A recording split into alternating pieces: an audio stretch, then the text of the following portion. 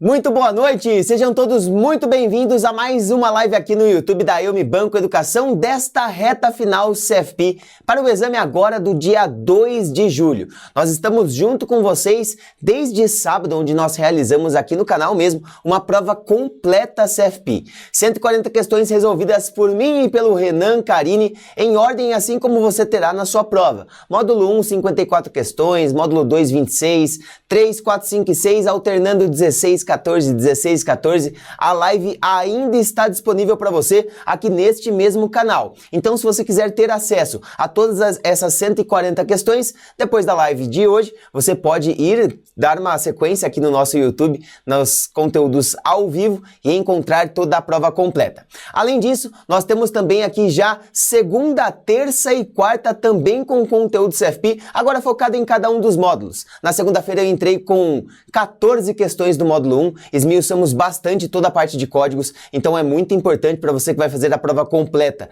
para ter gorduras e para você que dentro do modular tem o módulo 1. Na terça-feira o Renan resolveu também 14 questões do módulo 2, questões bem pesadas, com cálculos bem pesados, puxando bastante para que você entenda todos os conceitos. E ontem eu e o Renan resolvemos aqui questões do módulo 3 e módulo 4, respectivamente. Agora, para fechar a semana da reta final, nós temos aqui módulos 5 e 6. São módulos bem importantes, conteúdos que às vezes confundem um pouquinho de um conceito, de outro, então é importante nós trazermos aqui tudo no detalhe para você, esmiuçando cada um dos conceitos. Lembrando que não acaba hoje. No sábado, dia 1 de julho, que inclusive é meu aniversário, estarei trintando ao vivo e presencial junto com vocês.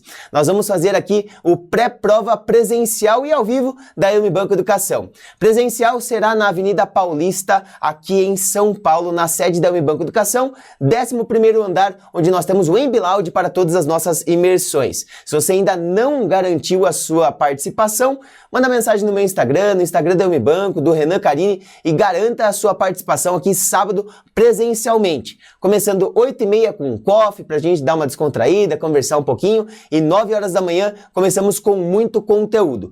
Da minha parte, eu vou trazer aqui, principalmente no módulo 1, de novo o código para a gente bater ali os últimos detalhes, as últimas palavras para a gente conseguir distinguir ali algumas partes que talvez fiquem um pouco nebulosas. Depois nós vamos para o módulo 2, 3, 4, 5, 6, dando sequência em todos os módulos, um resumo do que nós vimos durante esta semana aqui da reta final.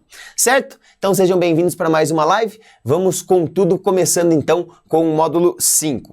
Um módulo que é bem importante, porque dentro da prova da parte da tarde, nós temos ali 3, 4, que são mais tranquilos, as pessoas costumam resolver num tempo menor, mas módulos 5 e 6, além de serem conceitos um pouco mais complexos do que 3 e 4, questões um pouco mais longas também. Então você tem que ganhar tempo no módulo 3, no módulo 4, para resolver do módulo 5 e 6, ou então começar invertido, respondendo pelo 6, 5, 4 e 3. Mas quanto mais firme, mais você souber os conceitos desses módulos, menos pegadinhas você cai, menos você vai ficar travado e mais chances da aprovação. Certo?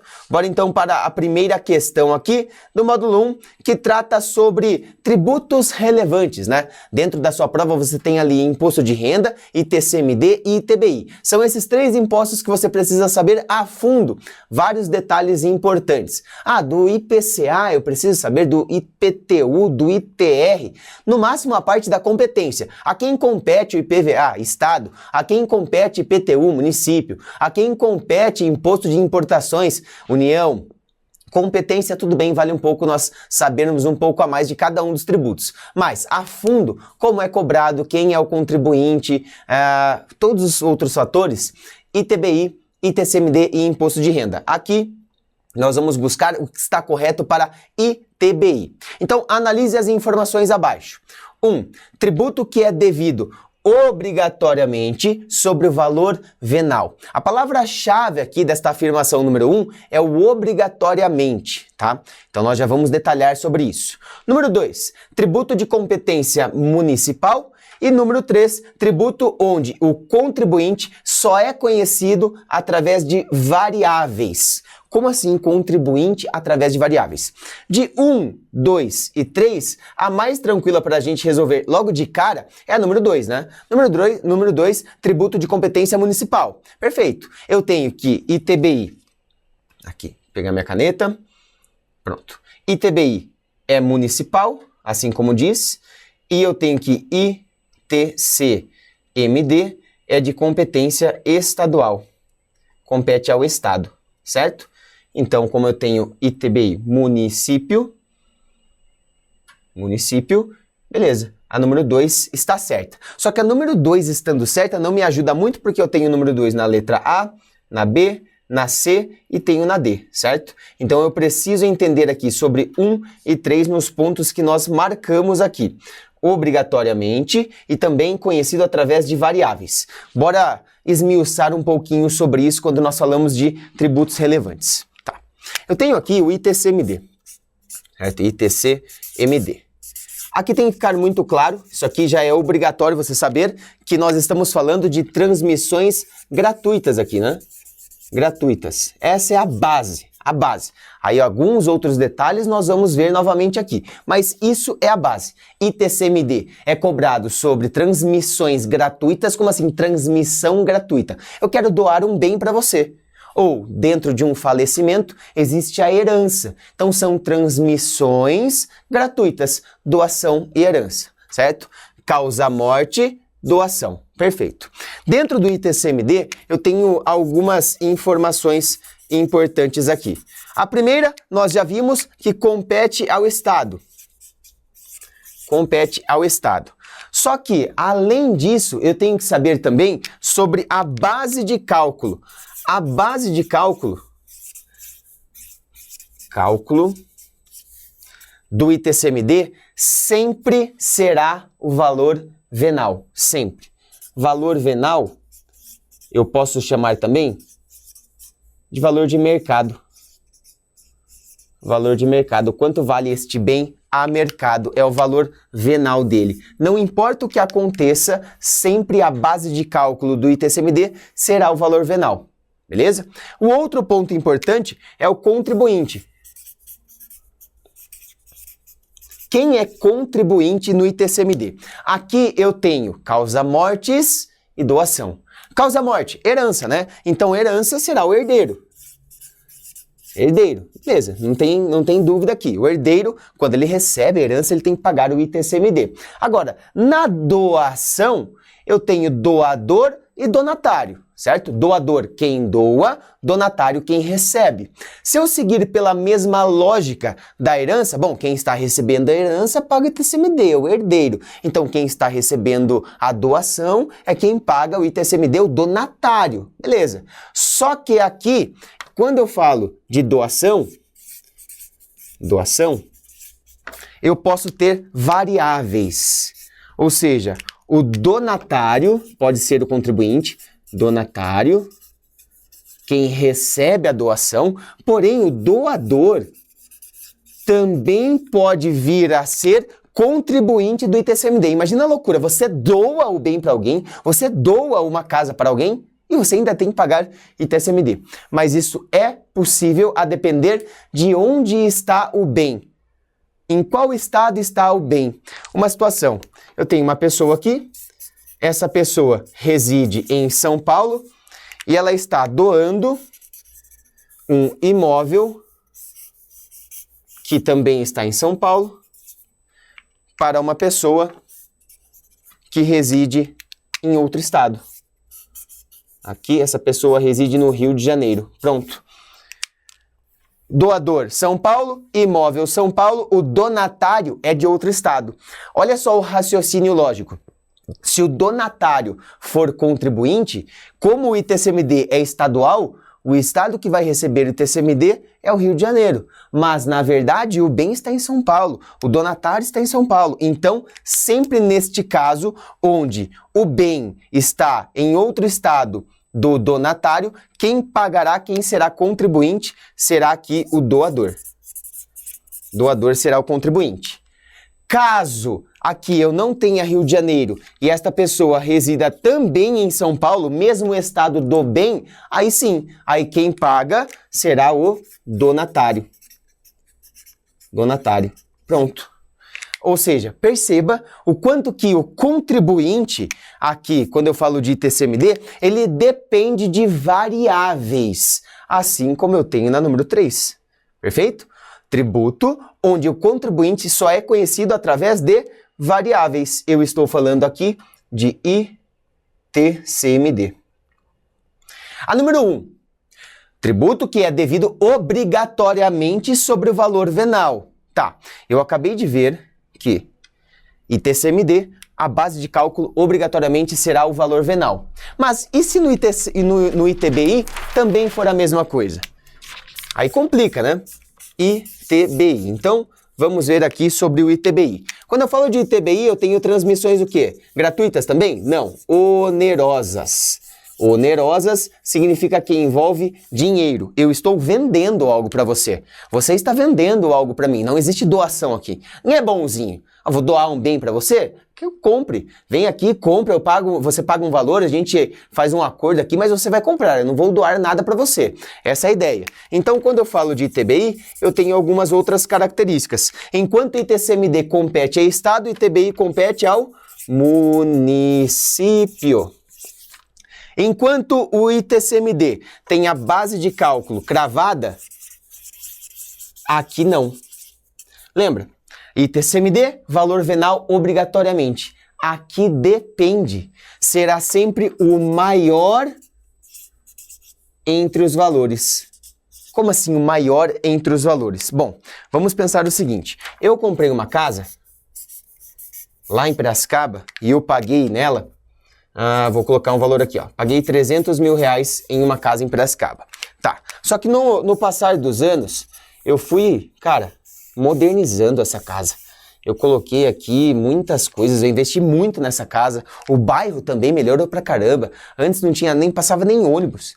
Em Piracicaba não tem metrô ainda, mas não passava nem ônibus, agora passa ônibus ali no bairro. Tem farmácia, tem padaria, tem tudo perto. Beleza. Então quando eu for vender a minha casa, o preço de mercado dela, o valor venal dela é de 500 mil.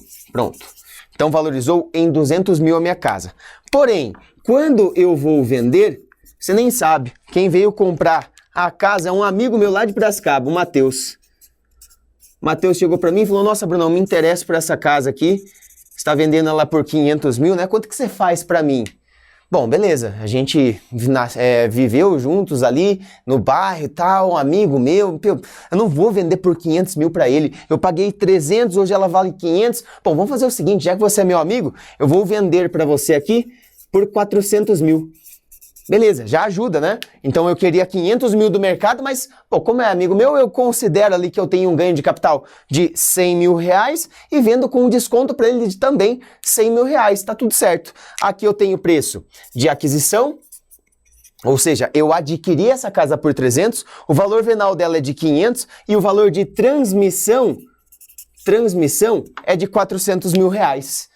Qual será a base de cálculo para que o Matheus, que é o adquirente, né? Então aqui sempre terá como contribuinte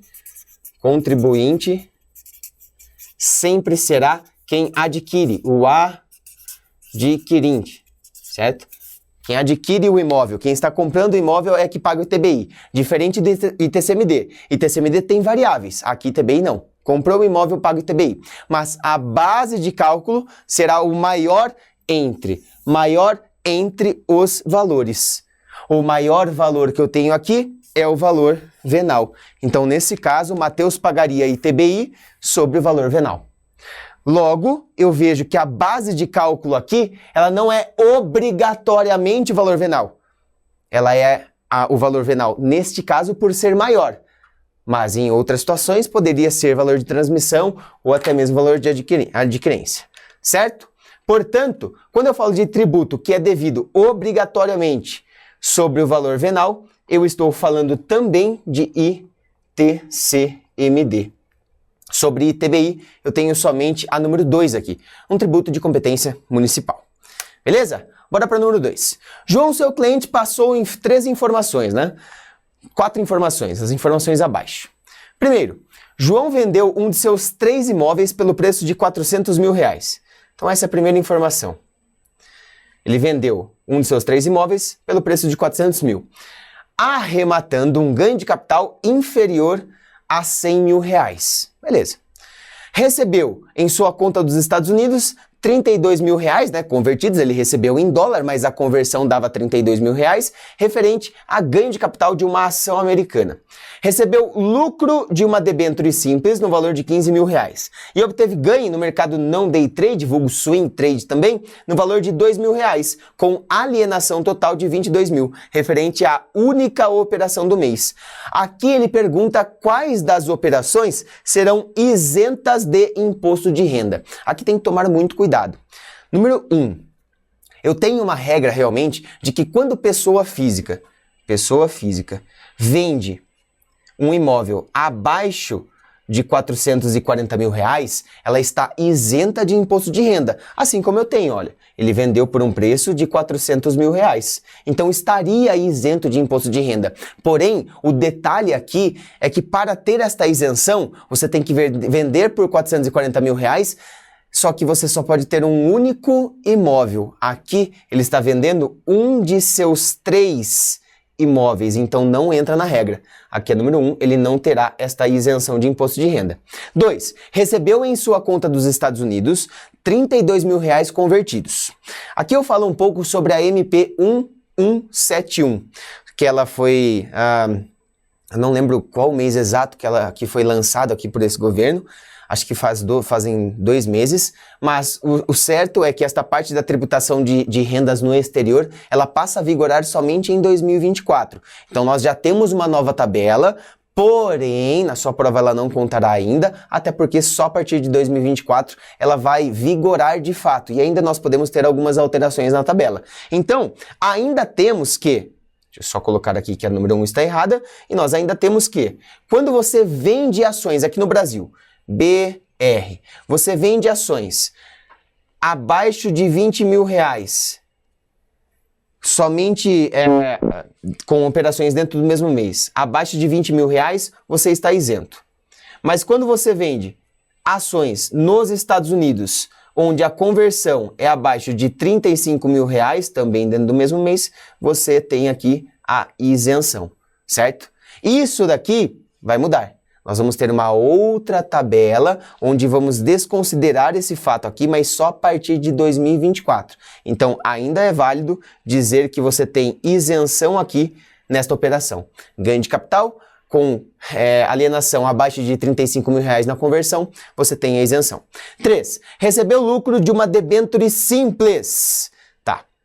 Quando eu falo de debênture, nós temos 3 tipos de debênture, né? A debênture simples, a debênture conversível em ações e a debênture incentivada. A que possui isenção de imposto de renda para a pessoa física, João, a pessoa física, é a incentivada, não a debênture simples. Então aqui eu também tenho um erro, assim como na número 3. Se por acaso aqui fosse debênture incentivada, ele teria isenção. Como é simples, nós não temos essa isenção. 4. Obteve ganho de capital no mercado não day trade, swing trade. Tá, eu sei que no mercado swing trade, se dentro do mesmo mês, aqui eu tenho janeiro, eu fiz 1, 2, 3 operações. Nestas 3 operações, somando os valores de venda, for inferior a R$20 mil, eu terei isenção de imposto de renda, certo? Então olha o complemento, referente à única operação do mês. Então aqui ele crava que ele só teve uma operação no mês no mercado não day trade, swing trade, com lucro de R$2 mil e alienação de R$22 mil. O que algumas pessoas confundem aqui? A confusão para algumas pessoas está no valor do lucro. Confunde-se que para ter esta isenção, o que tem que estar abaixo dos 20 mil é o lucro, mas não, na verdade é o ganho de capital. Olha só, ele ganhou só R$2 mil, mas a alienação em si foi de 22 mil, certo? Então se eu tivesse uma alienação, por exemplo, de 19 mil, uma venda de 19 mil, eu teria essa isenção. como a venda foi acima de 20, ele também não recebe aqui a isenção de imposto de renda. A única operação que ele tem esta isenção é com relação ao ganho de capital das ações americanas, porque ainda está vigorando a regra antiga, a tabela antiga. A tabela nova só a partir de 2024, que aí nós teremos algumas mudanças. Número 3. Seu cliente Fábio possui rendas, como descrito abaixo. Então vamos ver as rendas de Fábio aqui. Recebe renda de aluguéis provenientes de um pasto alugado para uma cooperativa e outro de uma sala comercial alugada para uma empresa farmacêutica. 2. Recebe renda mensal proveniente de dividendos de um fundo imobiliário fechado, ou seja, não listado em bolsa, com mais de 50 cotistas e que Fábio possui 3% das cotas totais. E 3. Recebe renda mensal proveniente de um imóvel alugado para seu amigo Ronaldo. Beleza. A pergunta é, são rendas que possuem imposto de renda via carnê-leão? 1, 2 e 3 aqui ele tem que pagar imposto de renda, mas qual delas ou quais delas serão via carnê-leão? Número 1. Sempre que eu falar de aluguel, a separação é uma só. Eu tenho o aluguel e aí eu tenho uma separação de pessoa física e pessoa jurídica. É isso que vai importar. Mas Bruno, aqui é um pasto e uma sala comercial. Não tô nem aí. O que vai contar é para quem que você está alugando. O Fábio está alugando para duas PJs aqui, para a cooperativa e para uma empresa farmacêutica, duas pessoas jurídicas. Sempre que você alugar um imóvel, alugar um pasto, alugar uma sala comercial e este aluguel, esta renda é proveniente, é paga por uma pessoa jurídica, será via fonte. Então ele vai pagar o aluguel para você e na fonte já vai ser descontado o imposto de renda. Seria via carnê-leão, caso aqui, carnê-leão, caso fosse uma pessoa física, assim como na número 3, certo? A número 3 é exatamente isso, olha, o Ronaldo é o quê? Ronaldo é pessoa física, certo? Pessoa física, pagando o aluguel para Fábio. Então, neste caso, o Fábio vai ter que recolher o imposto de renda via carnê-leão. Então, aqui eu já tenho que a 3 está certa, via carnê-leão, e aqui a número 1 está errada, porque é via fonte. Falta só a número 2. A número 2 tem que tomar um cuidado muito importante aqui, porque a primeira coisa que nós podemos pensar é sobre o fundo de investimento imobiliário, FII, onde nós temos aqui dividendos e aqui eu tenho ganho de capital. O ganho de capital, esquece, não tem jeito, você vai pagar imposto de renda, não importa o que aconteça. Mas, quando eu falo de dividendos, você sabe que você precisa ter 3 regras, 3 critérios para ter a isenção dos dividendos. A isenção do imposto de renda nos dividendos. O primeiro critério, posso colocar aqui, o fundo tem que ter mais do que 50 cotistas. Certo? Então o fundo tem mais do que 50 cotistas.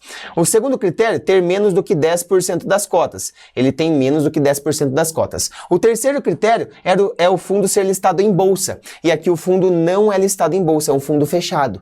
Então, logo, ele não tem isenção nos dividendos. Ele vai pagar imposto de renda no FII. Certo? Então aqui eu tenho um FII, ele recebe dividendos e aqui ele vai pagar imposto de renda. Esse imposto de renda que ele vai pagar, você tem que saber também que é obrigatoriamente de 20%, certo? Mas como que ele paga? Aqui pode entrar uma confusão, porque por ser um fundo imobiliário, você sabe que não é retido na fonte esse valor. E aí muitas pessoas confundem e já estão no embalo do carnê-leão, mas não, aqui será pago via DARF. Então, a única alternativa correta aqui, no sentido do imposto de renda ser via carnê-leão, é a número 3, que eu não tenho nas alternativas. Aqui fala 1 e 3, 1 será na fonte, 2 e 3, 2 será via DARF, 2 apenas será via DARF. Eu tenho nenhuma das alternativas. Eu teria que ter aqui, por exemplo, uma letra E, somente 3. Aí seria uma alternativa correta também, certo? Bora para o número 4. João, 32 anos, tem um filho de 22, né? Tem um filho de 22 anos, de 12 anos, e um filho, nossa, eu só coloquei 10 anos pro filho, né? Tem um filho de 12 anos e tem um filho de 23 anos, que está cursando universidade. Informe a ele qual será o valor a restituir ou pagar utilizando o modelo simplificado e completo, respectivamente. Tá.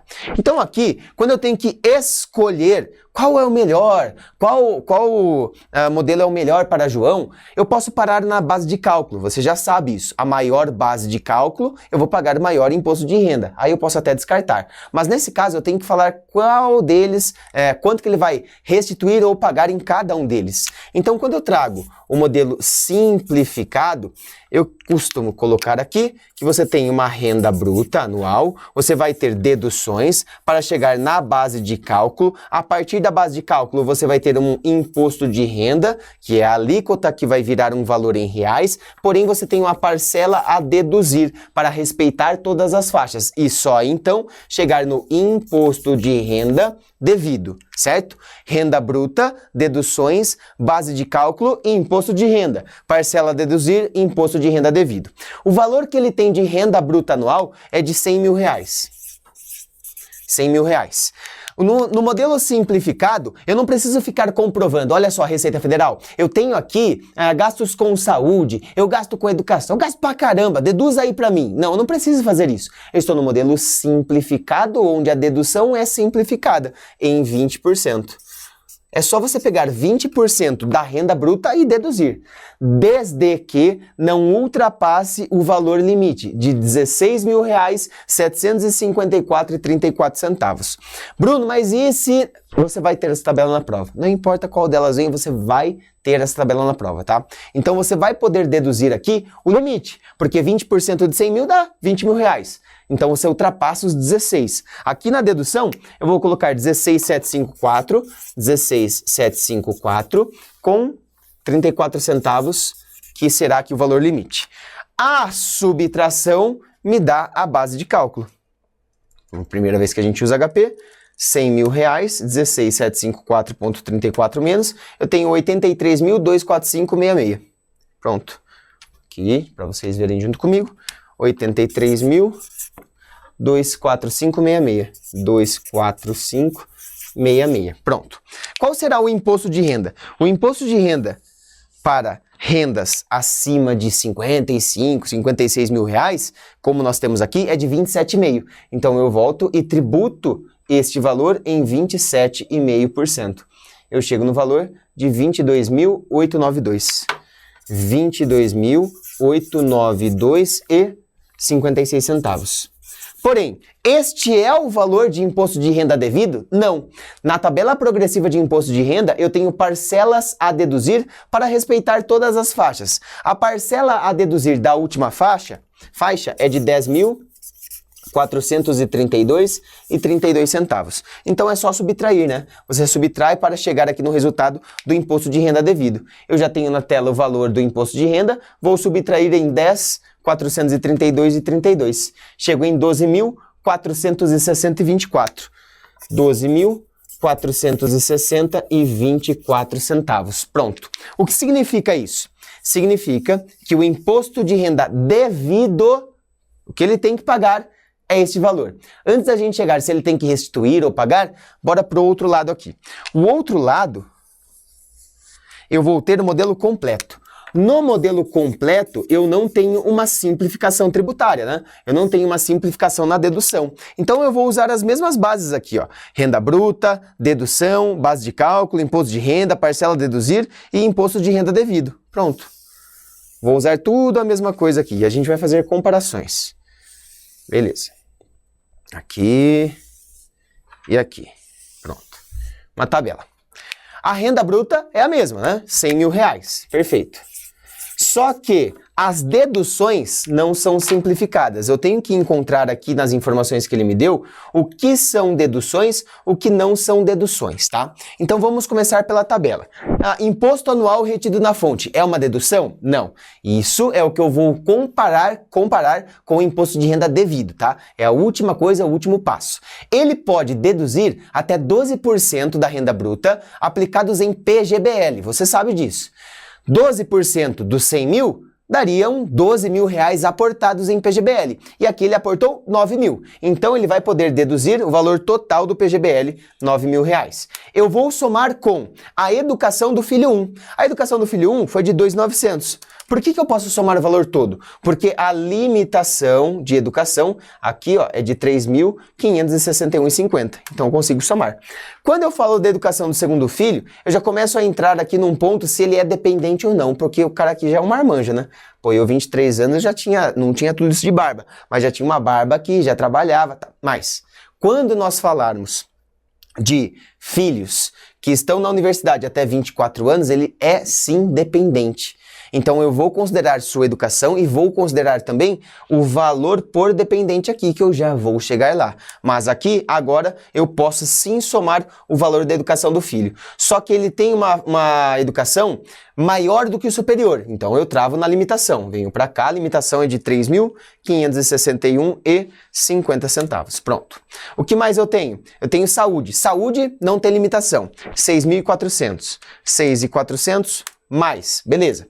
Agora, despesas por dependentes. Nós já falamos sobre isso. São dois dependentes, 12 e 23 anos, desde que esteja na universidade, esteja aqui ainda estudando. Então eu vou considerar duas vezes esse valor, 2.700, opa, 2.700 não, 2.275,08 mais 2.275,08 mais, beleza.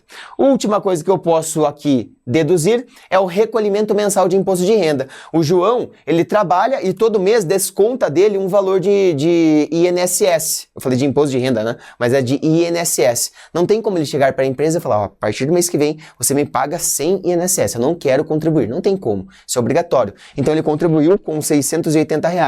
Só que isso é mensal e tudo que eu estou fazendo é anual. Basta eu multiplicar por 12. Pronto, agora sim eu incorporo no valor.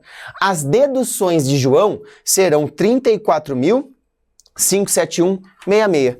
34.571,66. Numa possível questão de qual modelo de tributação será melhor para João? Pronto, matou, acabou.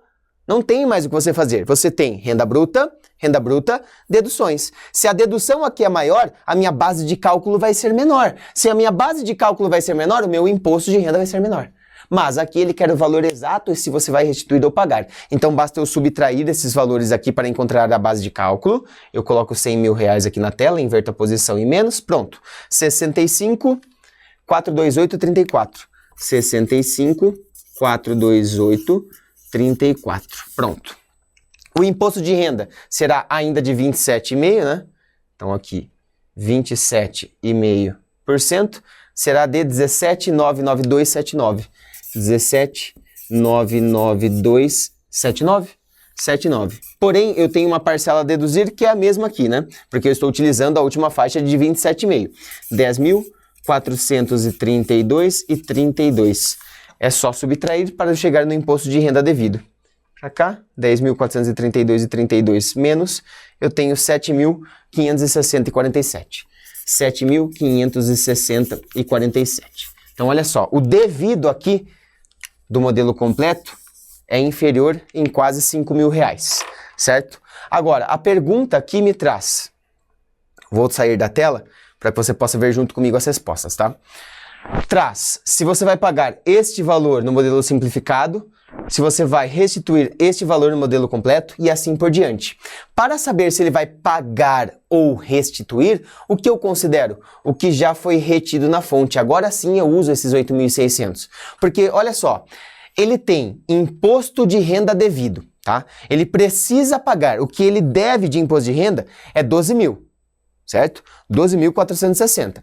E ele já pagou na fonte 8.600. Opa, falta ele pagar ainda para completar os 12. Então, no modelo simplificado, ele precisa pagar. Ele não vai restituir. Volto para cá com a minha HP. Então, vamos lá. Ele precisa pagar, né? Ele precisa pagar qual o valor? Esse valor aqui. Esse valor é de 12.460,24. Ele já pagou 8.600. Pronto. Falta ele pagar 3.860,24. Aqui nas alternativas eu tenho pagará este valor, Então, beleza. Tá tudo certo entre A e B. A C e a D eu já sei que não será a alternativa correta.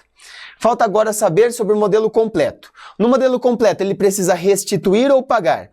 No modelo completo, eu tenho aqui, o imposto de renda devido é de 7.560. Ele precisaria pagar 7.560. E ele já pagou na fonte 8.600, ou seja, ele pagou mais do que ele devia. Logo, ele vai restituir algum valor. Qual valor? Basta fazer o cálculo aqui também. Aqui no flipchart, ó, ele deve, ou melhor, ele já pagou 8.600, foi o que ele já pagou na fonte, e ele deve 7.560,47 centavos. Subtraindo, eu chego em 1.039,53, assim como eu tenho na alternativa B. Ele pagará um valor no simplificado e restituirá outro valor no modelo completo. Então, esse tipo de questão dá trabalho. É uma questão em que, se você errar um pontozinho, 2 pontozinhos, você vai precisar começar do zero. Então, não é indicado que você faça logo no começo da prova. Então, você vai começar pelas questões que são mais rápidas. É claro, a que você sabe é a que mais rápido. Se você tiver tempo, você volta e faz detalhadamente essa questão, porque é uma questão tranquila, só precisa ter atenção. Se você não tiver atenção aqui em algum momento, pode ser que tenha algum erro, tá bom? Bora para número 5. Que tranquilo. André comprou 1.000 ações de uma empresa na Bolsa Brasileira no mês de junho, por R$30 cada.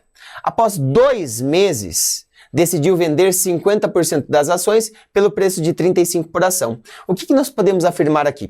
Quando eu faço compras, e vendas de ações no mercado de renda variável, eu tenho 2 modelos: day trade e não day trade, vulgo swing trade. A tributação será completamente oposta não, mas completamente diferente quando eu falo de day trade e não day trade. Desde imposto de renda até imposto de renda retido na fonte. Aqui eu estou falando que ele fez uma compra e depois de 2 meses ele vendeu. Se ele vendeu depois de 2 meses, é não day trade. Estou falando de operação swing trade, certo? Swing trade, eu sei que eu tenho imposto de renda de 15% e eu tenho imposto de renda retido na fonte de 0,005% sobre o valor da alienação, o valor da venda. Olha só a letra A. A letra A diz o seguinte: deverá 15% de imposto de renda sobre o ganho de capital. Perfeito. Se ele tiver ganho de capital, ele paga 15% de imposto por ser operação não day trade, swing trade. E deverá ser pago via DARF. Beleza, você paga isso sempre via DARF até o último dia útil do mês subsequente. Maravilhoso. Então aqui está tudo certo com relação ao imposto de renda. Olha o restante. Além disso, pagará 0,005% do valor da venda, da alienação, ele será retido na fonte. Então, o imposto de renda está perfeito e o imposto de renda retido na fonte também está perfeito. Este, inclusive, a letra A, é o conceito exato da tributação completa do modelo não day trade. Beleza. Só que eu afirmo para você que a letra A está errada. Por quê?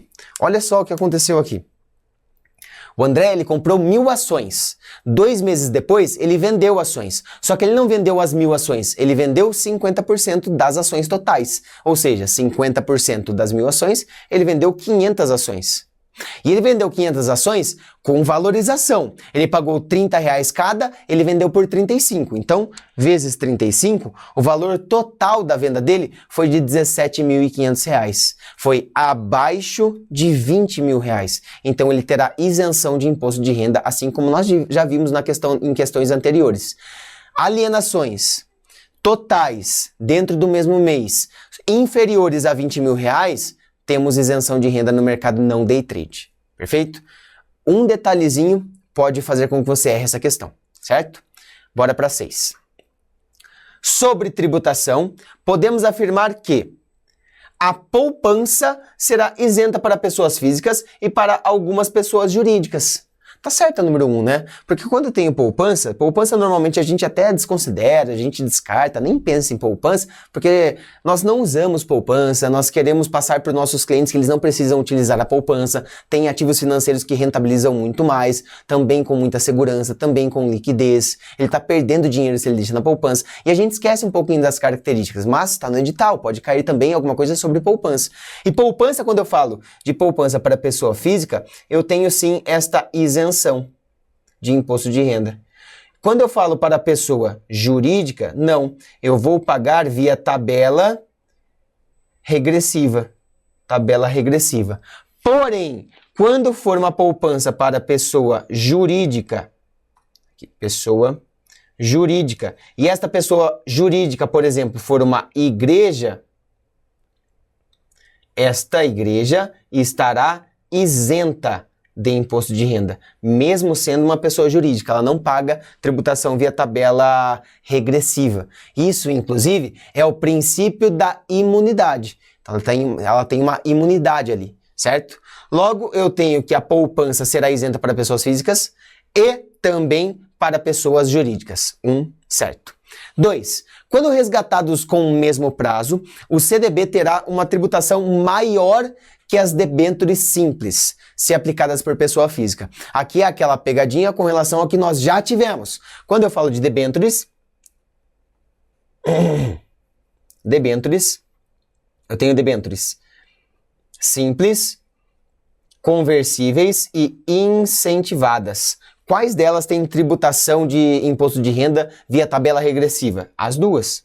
Aqui, tabela regressiva. Quando eu falo para incentivada, eu tenho isenção de imposto de renda, tratando-se, é claro, de uma debênture para pessoa física, certo? E é o que nós estamos falando. Quando resgatados com o mesmo prazo, o CDB terá uma tributação maior que as debêntures simples, se aplicadas para a pessoa física? Não, porque a debênture simples também paga tabela regressiva, também paga imposto de renda, assim como um CDB. Então a 2 está errada.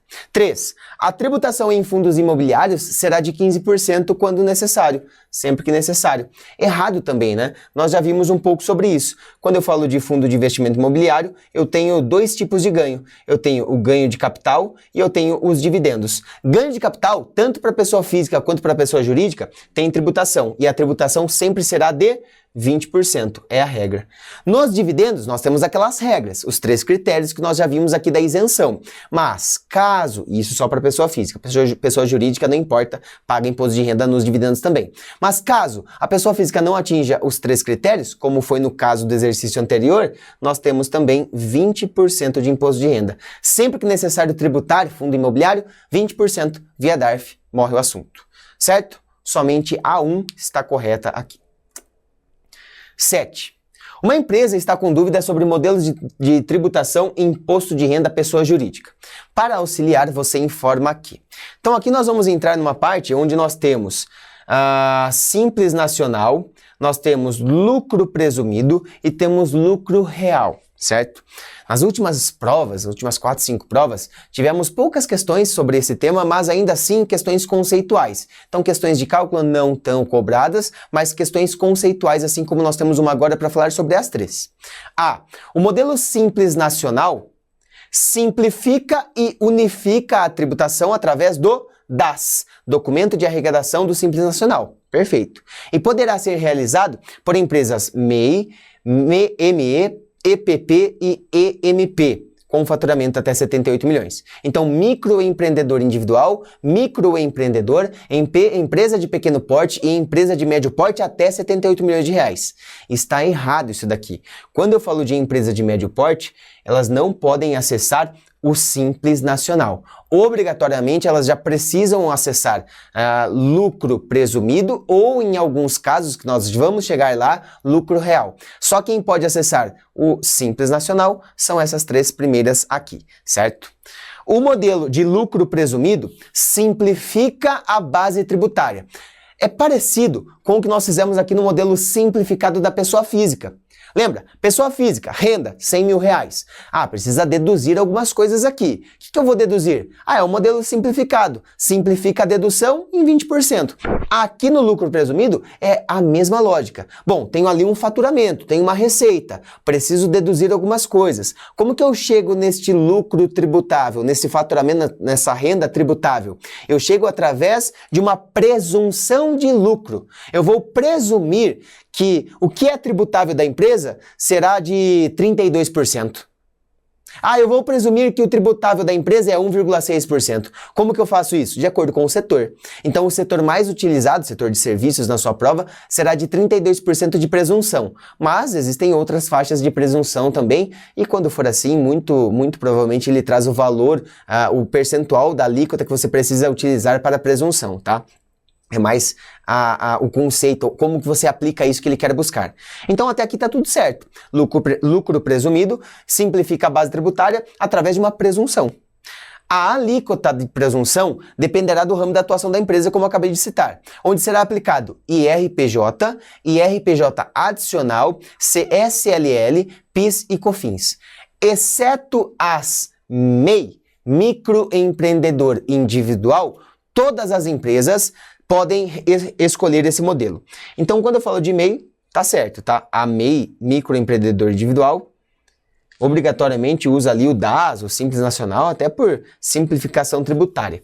Mas, quando eu falo que todas as outras empresas podem escolher o lucro presumido, está errado. Não são todas as empresas. Existem empresas que são obrigadas a fazer o modelo de tributação através do lucro real, certo? Então tem essa diferença. Já vamos chegar lá também. Letra C. O modelo de lucro real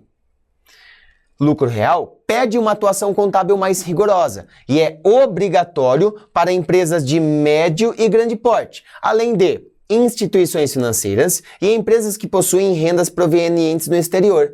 Tá certo isso? Tudo certo, exceto por um detalhe. Empresas de médio porte. Aqui tem uma diferenciação.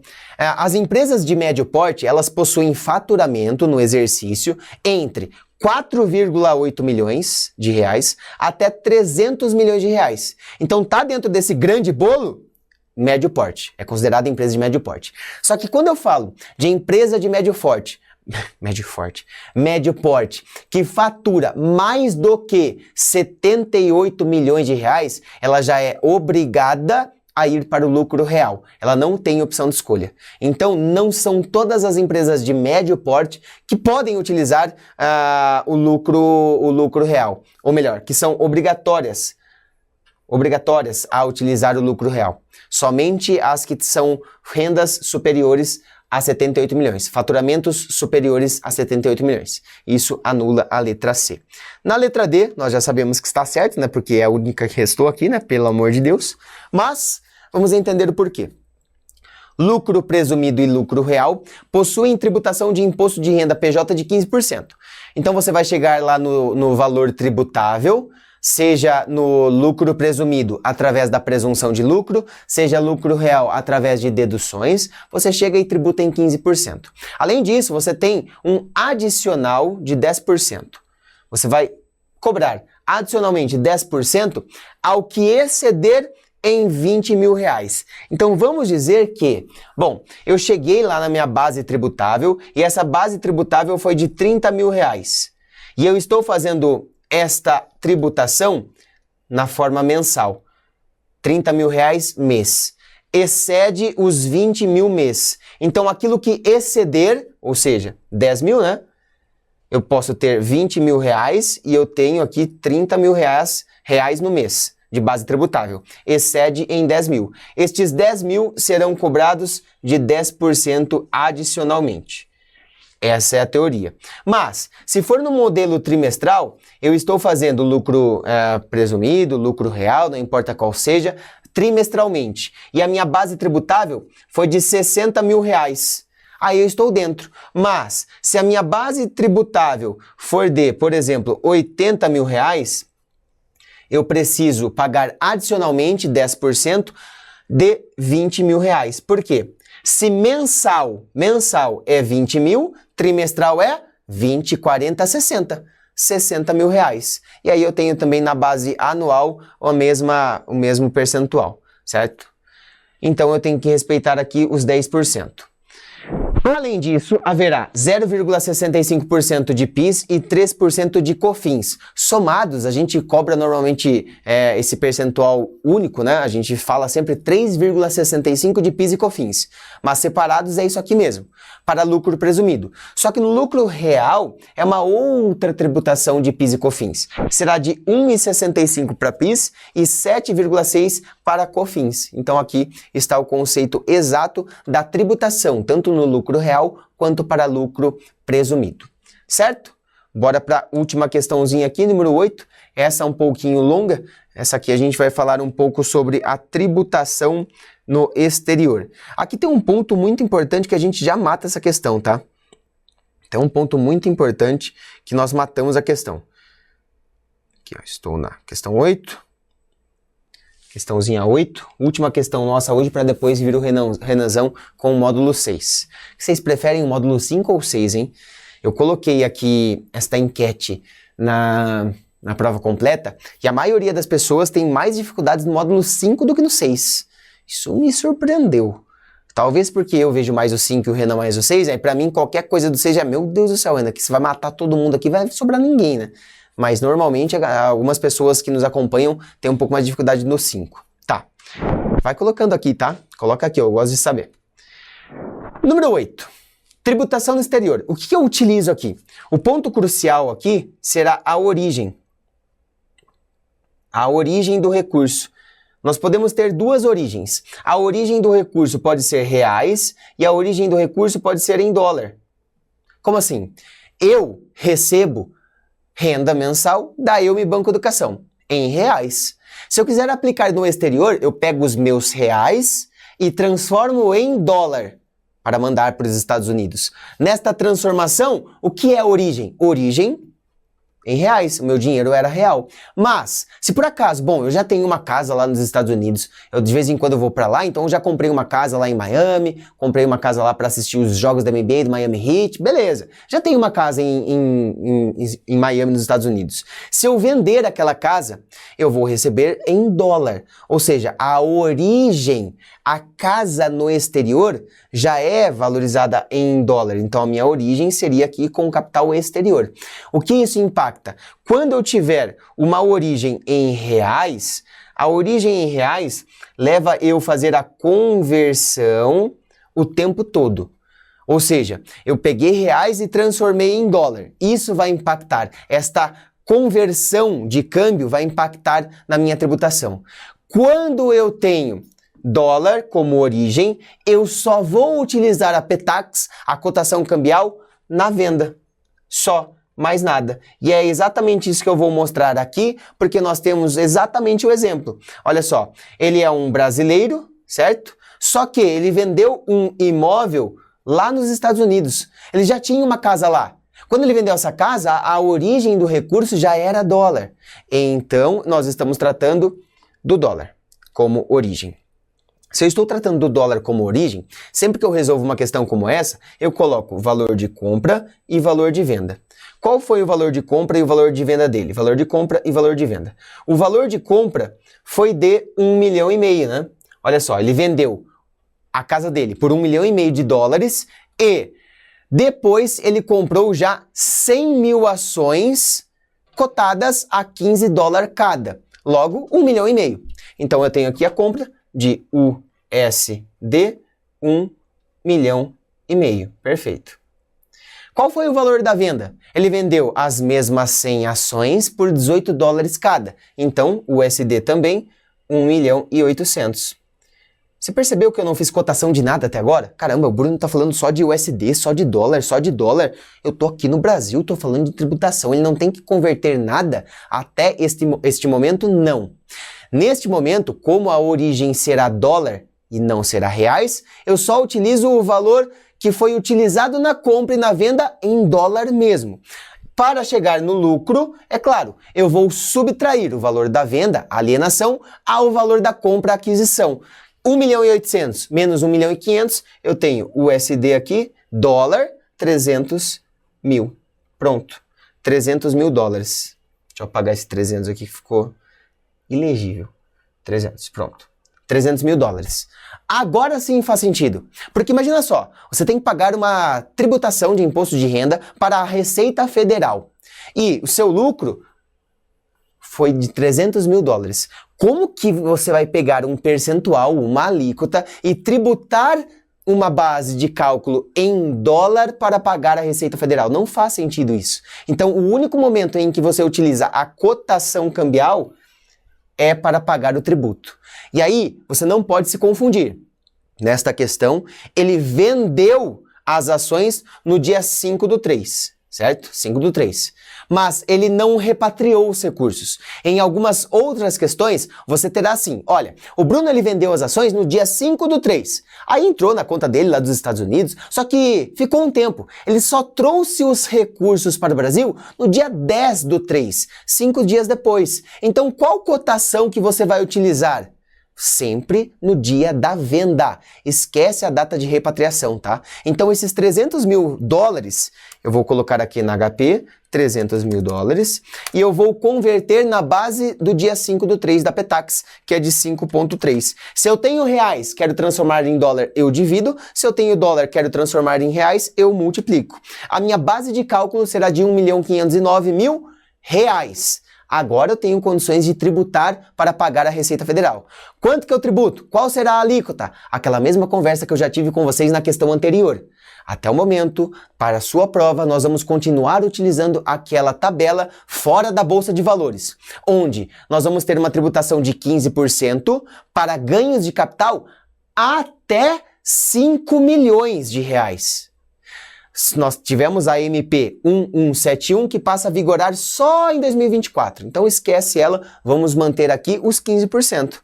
15%, a tributação será de R$ 226.350 reais. Só que se eu vier aqui para as alternativas, vê se ajuda um pouco. Ó. Eu tenho A, B e C nesse sentido. A, este valor, B, este valor, C, este valor. Todas também trazem via Carnê-Leão. Beleza, não faz sentido eu pagar via DARF. Eu vou pagar via DARF quando o ganho de capital for proveniente de uma ação em reais aqui no Brasil.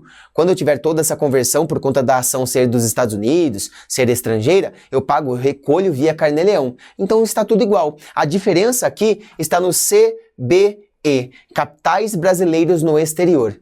E aí eu gosto de trazer a fonte para você. Cadê? Deixei separadinho aqui, ó. Ó, aqui eu estou no site do Banco Central do Brasil, tá? Só você colocar CBE, Banco Central do Brasil. Você chega aqui, ó, Capitais Brasileiro no Exterior.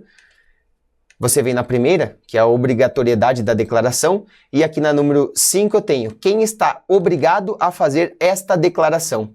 As pessoas físicas ou jurídicas, residentes, domiciliadas ou com sede no país, blá, blá, blá, blá, blá, com montante igual ou superior a $1 milhão a cada ano base, CBE anual. Quanto que ele tem aqui? Considerando que ele ainda não repatriou, o que ele tem será o USD, né? Dólar, ainda está lá, 1.800. 1.800.000 está lá na conta dele. Logo, ele tem mais do que $1 milhão. Então, o que ele tem que observar é o CBE anual. O CBE trimestral é 100 mil dólares. Então, de 100 mil dólares até 999.999, quando ele não chega até $1 milhão, ele observa o CBE trimestral. Passou de $1 milhão, ele observa o CBE anual, certo? Então, aqui mata a nossa resposta. Aqui nós vamos ter a letra A, porque ele traz aqui, ó, base anual do CBE, certo? 8 questõezinhas aqui, bem no detalhe para você, onde umas nós utilizamos até mesmo o flipchart para que você possa resolver com mais calma. Toma muito cuidado em algumas questões, algumas delas aqui são questões com conceito simples, mas se você não presta atenção num detalhe, se você não anota uma informação, se você já vai estar cansado porque já fez módulo 1, 2, almoço, 3, 4 e por aí vai, você pode acabar deixando passar uma informação que você viu aqui que é extremamente relevante, certo? Agora vem o Renanzão aqui com o módulo 6 e não esqueçam, sabadão, Pré-prova presencial aqui, se você ainda não garantiu sua participação presencial aqui na Avenida Paulista, manda mensagem para mim e pro Renan para que você possa estar aqui com a gente, onde nós vamos fazer um resumão de todos os módulos, tá? 8h30 chega pra gente tomar um café da manhã e 9 da manhã nós começamos com muito conteúdo. Então vou só tirar meus slides, colocar o do Renan para que você possa começar as questões aqui do módulo 6. Valeu! Bom, bora lá! Dar sequência aqui agora para as questões do módulo 6, mais algumas questõezinhas diferentes do que a gente levou lá no Prova Completa, sempre para agregar mais conhecimento aqui para vocês, beleza? Então, vamos aqui para a gente já começar, não perder tempo e ir no detalhe. Então, tá na tela aqui nossa primeira questão, eu vou ler o enunciado, a gente vai montando a estrutura, depois eu subo a minha imagem para vocês lerem as alternativas. Então, ó, bora lá! Senhor Isaías, que possui hoje 78 anos de idade, é viúvo há mais de 15 anos de sua antiga esposa Carla. Beleza, então a Carla nem tá na jogada aqui. Hoje, ainda querendo aproveitar a vida, se apaixona por Cleide, uma médica renomada que está no auge dos seus 35 anos de idade. Beleza, em um almoço de família com seus 2 filhos, opa, então a gente já tá começando a ver essa estrutura. Isaías, Cleide, Alberto e Bento. Beleza. Vamos dar sequência aqui na nossa leitura. Diz sobre essa paixão e que vai se casar novamente. Porém, Isaías possui um patrimônio de 12 milhões que acumulou durante toda a sua vida trabalhando na indústria. Ele fica com bastante dúvidas em relação ao seu planejamento sucessório e busca um profissional CFP. Após o casamento, Isaías e Cleide construíram um patrimônio avaliado em 2 milhões de reais. Diante dessas informações, caso Isaías viesse a falecer, como se daria a sucessão? Pessoal, então aqui ele não falou qual o regime de casamento que foi casado, mas a gente tem que ter esse conhecimento. Como Isaías possui mais do que 70 anos, ele vai ser obrigado a se casar no regime de separação obrigatória de bens, ou também separação legal de bens, tá? Por conta de questões talvez de achar que tá dando um golpe, algo do tipo. Então, acima de 70 anos é obrigatório esse tipo de regime. E aí temos um ponto, né? Ele tem um patrimônio antes desse casamento, que é um bem particular dele, porém ele tem também o que a gente chama de aquestos, que ó, é um patrimônio avaliado em 2 milhões de reais que foi construído após o casamento. Aí entra o primeiro ponto da nossa live aqui. A diferença entre separação voluntária, onde eu escolho, e a separação obrigatória, onde me impuseram a casar nesse regime, onde eu fui obrigado, não tive saída, fui encurralado. Então, separação voluntária não tem patrimônio comum, não tem algo que é nosso, tudo que é meu, tudo que é seu é seu. Na separação obrigatória não. Tem a súmula do STF que permitiu a comunhão dos aquestos, que permitiu a comunhão dos bens adquiridos durante o matrimônio. Então, na obrigatória, você tem a possível meação. Vocês construíram algo juntos. Na voluntária, não tem meação. Vocês foram lá e escolheram casar nesse regime. Então, ó, que se dane. Cada um com seu patrimônio e segue a vida. Então, do patrimônio aqui, ó, vamos desenhar o patrimônio, depois a gente lê. Eu tenho 12 milhões de um lado, que é o bem particular do seu Isaías, e 2 milhões, que é os aquestos construídos aqui após o casamento. Beleza, metade desse patrimônio, que é 1 milhão, vai ser de direito da cônjuge, no caso, a Cleide. Através do quê? De meação. Meação.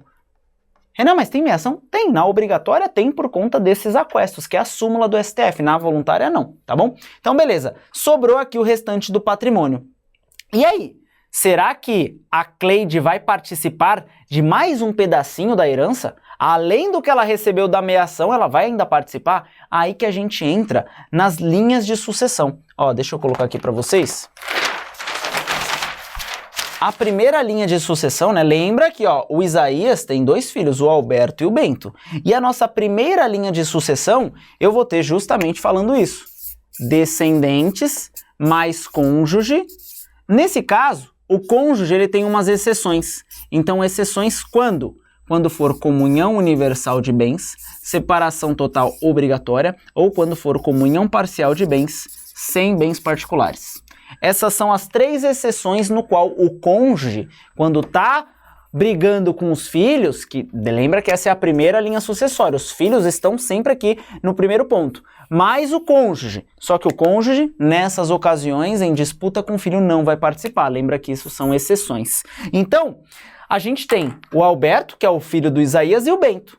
Então, ó, tá aqui, ó, descendentes Mas o cônjuge, lembra que a Cleide, que é a cônjuge, já recebeu 1 milhão de meação, que era a divisão dos aquestos, agora ela está na expectativa para ver se ela vai pegar mais um pouquinho dessa herança, só que a gente vai ver que não.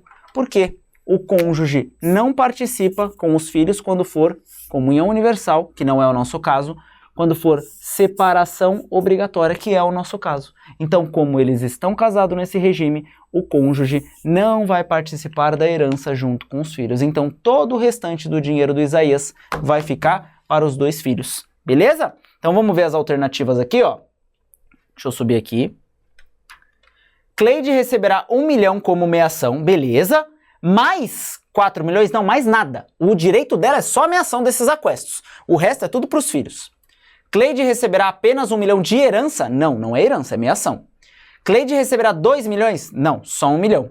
Cleide receberá somente 1 milhão de meação, o restante ficará para os filhos. Show de bola, a alternativa D de dado é a nossa alternativa correta. Bora para a questãozinha 2.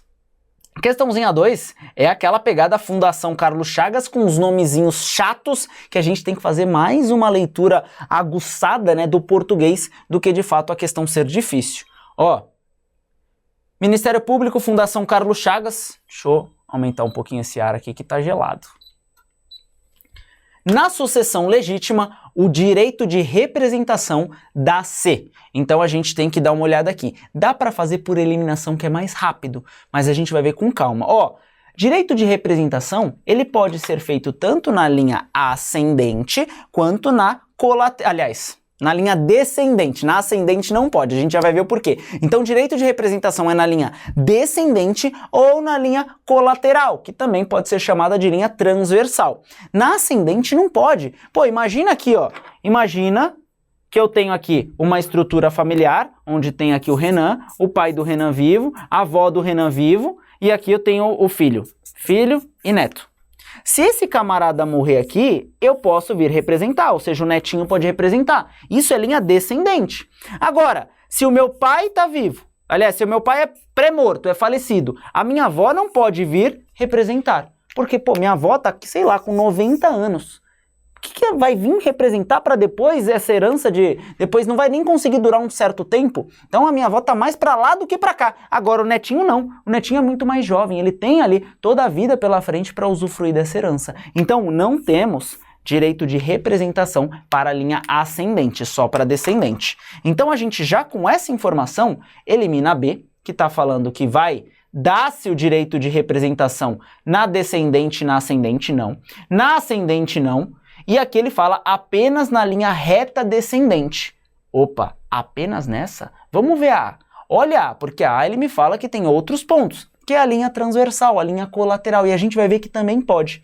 Só que a letra A, ela tem alguns detalhes que a gente tem que ter uma leitura bem no detalhe, ó. Na linha reta descendente, beleza? E na transversal, em favor de quem? Dos filhos do irmão do falecido. Então, qual que é a estrutura que eu estou desenhando? Vou desenhar aqui o Renan. Aí o Renan tem 2 irmãos, ó, tem o pai aqui do Renan, beleza? E aqui eu tenho 2 irmãos, beleza? Marcos, e vamos colocar aqui, ó, Thaísa.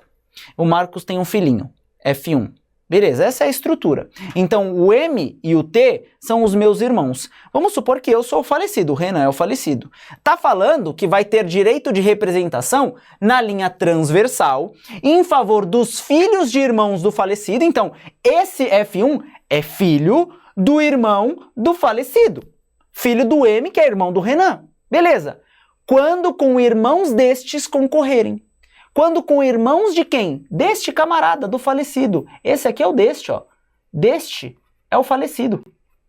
Falecido. Ó, vamos ler junto agora. O que a questão está falando? Que vai ter representação quando o F1 estiver concorrendo com o T. Que é um irmão também do falecido, daquele cara, deste aí que morreu. Vamos ler agora completo? Vai ter na descendente, beleza, e na transversal, que é lá dos meus irmãos, colateral, em favor dos filhos de irmãos do falecido, em favor desse F1 do irmão, né, filho do M, que é irmão do falecido, quando o F1 concorrer com os irmãos deste, com o irmão do falecido. Então, quando o F1 concorrer com o T, que é irmão do falecido Renan. Então ele só burocratizou toda a língua portuguesa para te confundir, mas tá certo. Quando, vamos traduzir isso aqui, vai ter representação quando o filho do irmão do Renan concorrer com o outro irmão do Renan. Basicamente é isso. E vai sim, o F1 vai poder subir aqui para representar o M, o seu pai. Então, a alternativa A está completamente correta. Beleza? Então, essa é a estrutura, letra um pouco mais chata, a gente tem que entender um pouquinho mais essas palavrinhas do Código Civil, esse monte de português aí robuscado, mas é o estilo que vem aparecendo na prova. Beleza? Bora aqui para a nossa questãozinha 3. Essa questão 3 é bem importante também. Tem alguns detalhes aqui que tem algumas pegadinhas. Vamos junto para que fique claro, tá bom? Ó, vou desenhar essa estrutura aqui daqui a pouco, mas vamos ler juntos. Estrôncio é casado com Gama. Beleza. Estrôncio é casado com Gama. Por qual regime? Separação voluntária. Se eu tô na prova, eu tô vendo esse enunciado gigante, a gente vai ver ele e vai ver como você consegue otimizar a sua resposta.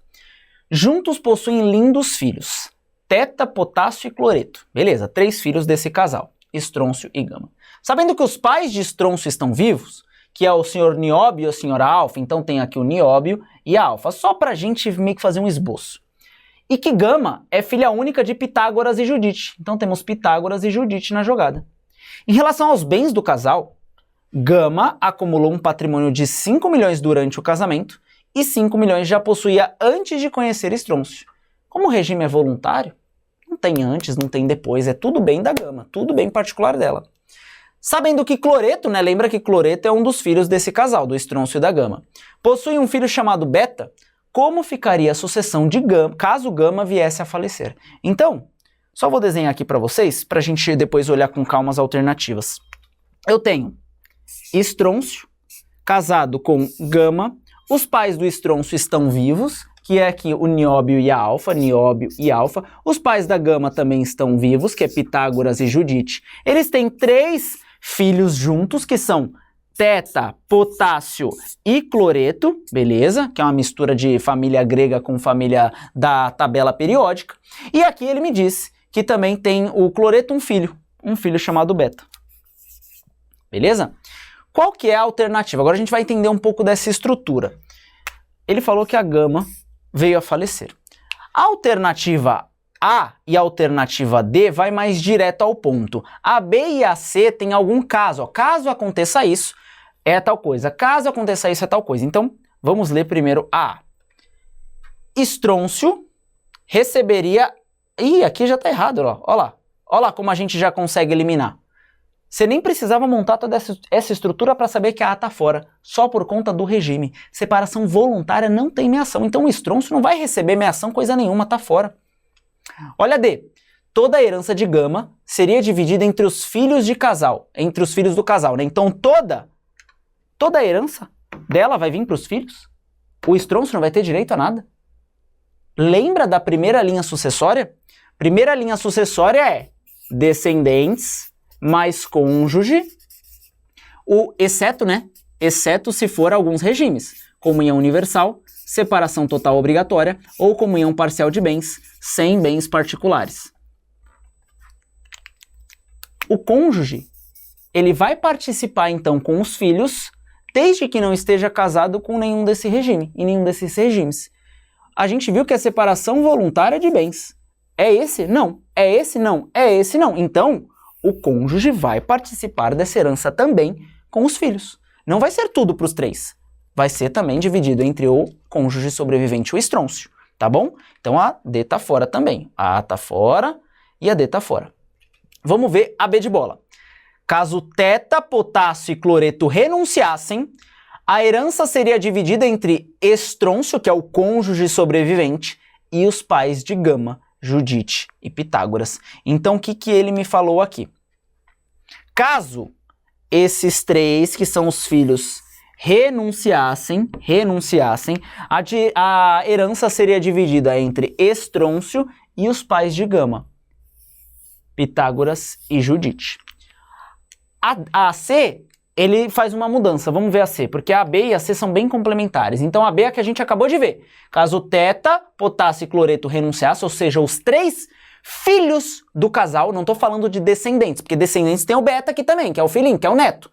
Caso os 3 filhos renunciassem, a herança seria dividida entre o estrôncio, que é o cônjuge, e os pais de Gama, Judite e Pitágoras. Olha C, o que traz de diferente? Caso os filhos renunciassem, potássio, teta e cloreto, parte dos bens ainda assim alcançariam beta por direito próprio. Quem que é o beta nessa jogada? O beta é esse camaradinho aqui. E a C tá certa. Mesmo que os três renunciem, o beta, ele vai ter direito a essa herança porque ele é um descendente. Ele é um descendente, ele vai ter por direito próprio. Então, a gente tem aquele conceito de renúncia, exclui toda a linha. Beleza. Se aqui não fosse os três que tivessem renunciado, fosse, por exemplo, só o cloreto renunciou e só o potássio renunciou. Essa aqui, ó, o teta, tá feliz, ela ainda vai querer o dinheiro. Quando o cloreto renunciasse, ele automaticamente excluiria o beta. O potássio também estaria fora e qualquer outra pessoa abaixo dele, e todo o recurso aqui, né, seria para a teta. Aí teria que dividir também com o esposo e tudo mais. Mas perceba que não chegaria dinheiro para esse, porque o pai dele renunciou. Mas aqui, a questão falou que os três renunciaram. Os três renunciaram, mas ainda tem um netinho lá, o netinho não pode ser prejudicado por isso.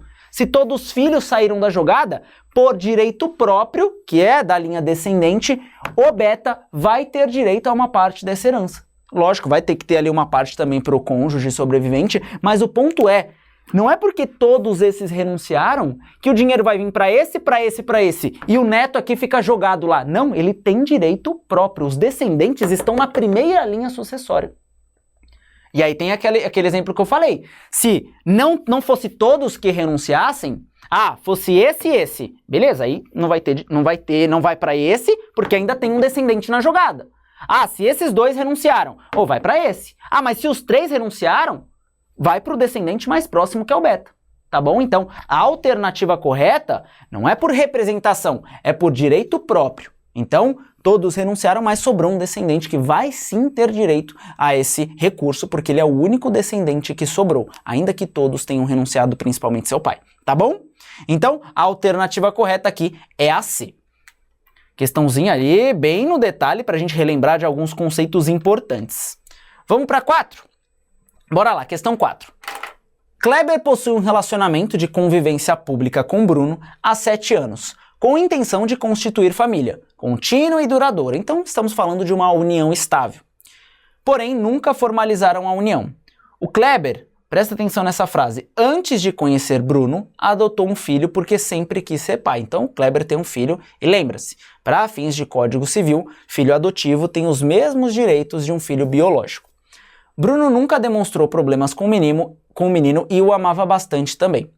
O Kleber, no exato momento da doação, ou seja, antes de conhecer Bruno foi quando ele adotou. Então essa frase nos traz que aqui, ó, no exato momento da doação, o patrimônio de 1 milhão é considerado um patrimônio particular do Kleber.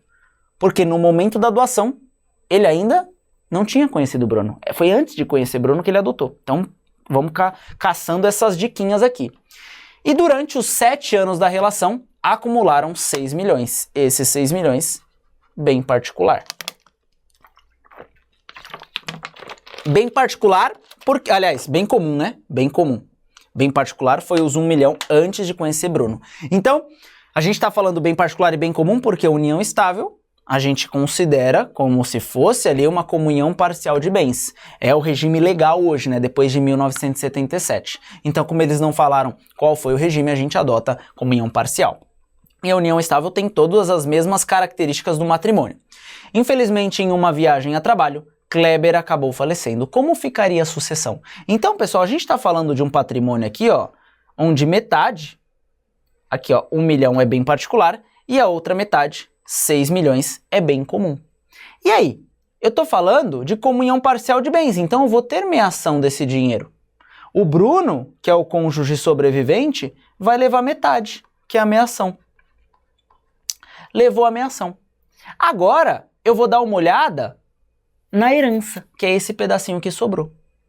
Na herança é esse pedacinho que sobrou. E aí, a herança, a gente tem que partir para a nossa linha de sucessão. E aí, quando a gente fala de linha de sucessão, ó, tá até aqui ó, a nossa primeira linha. Ó, nossa primeira linha de sucessão tá aqui, ó.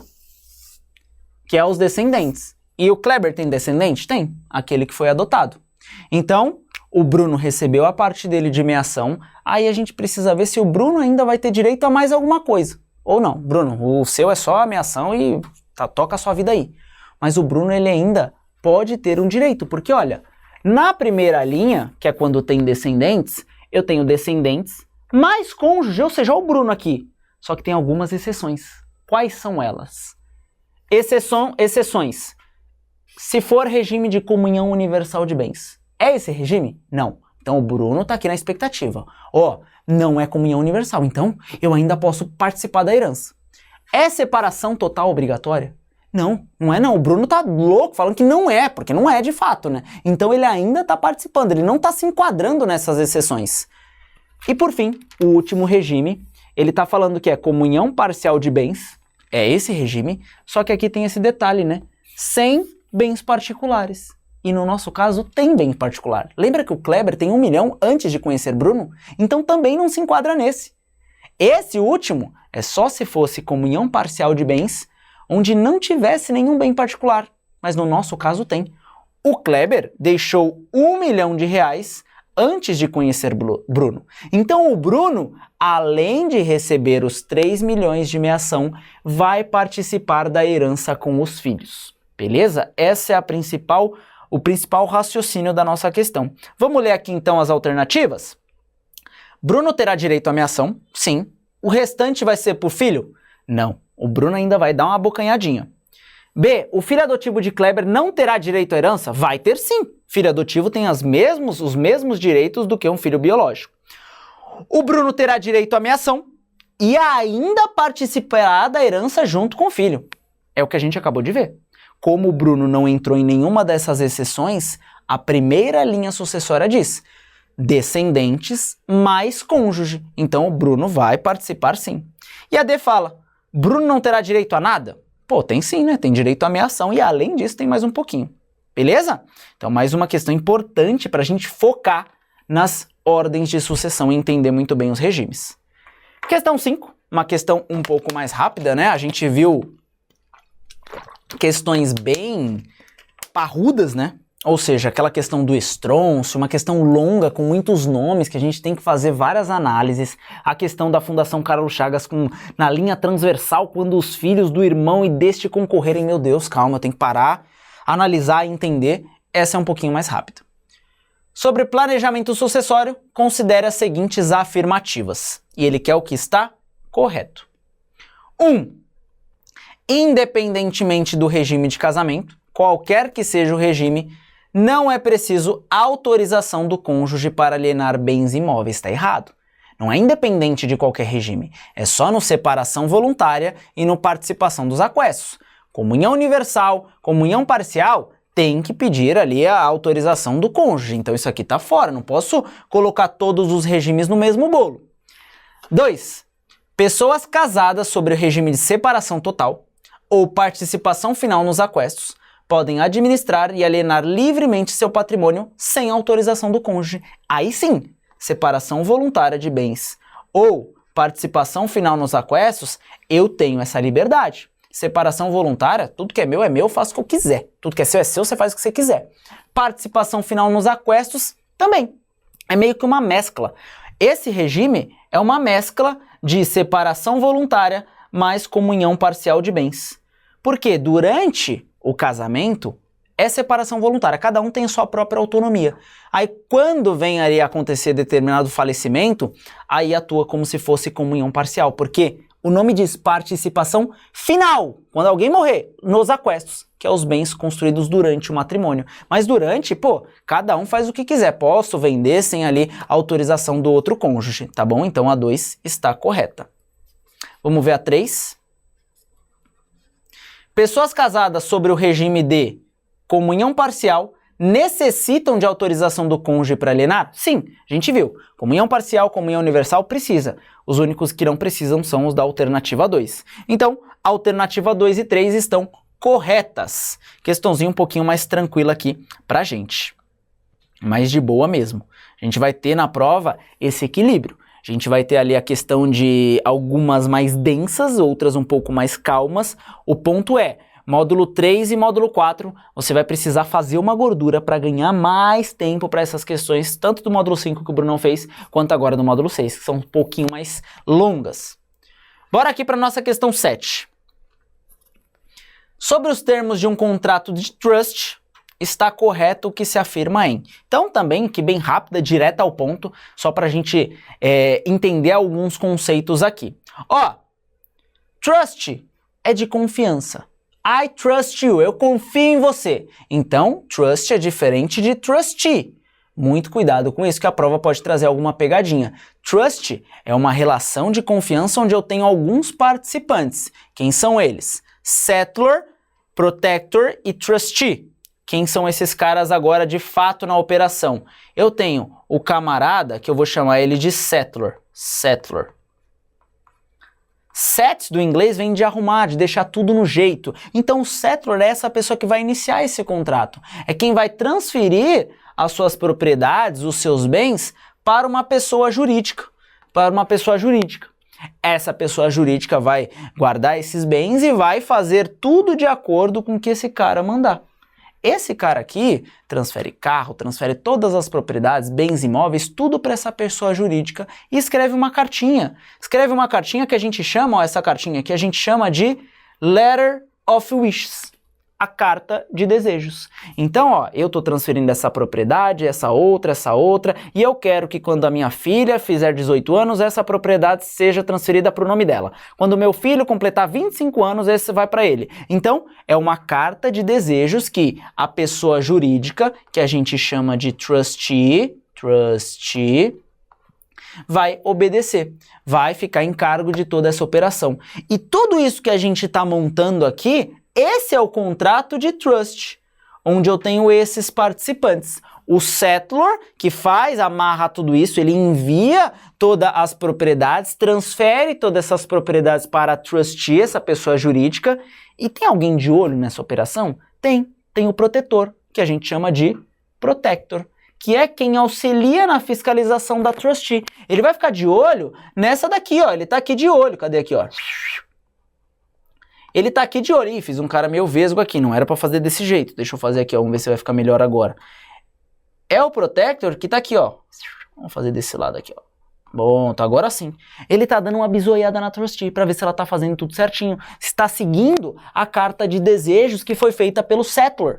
Então, perceba que esses nomes são confusos, mas pouco a pouco, quando a gente entende, fica mais claro. Settlor transfere as propriedades para o trustee, tudo isso está dentro desse contrato de trust, de confiança, onde quem auxilia a fiscalizar se está tudo ok é o protector, beleza? Então, protector, quem auxilia na fiscalização da trustee? Show!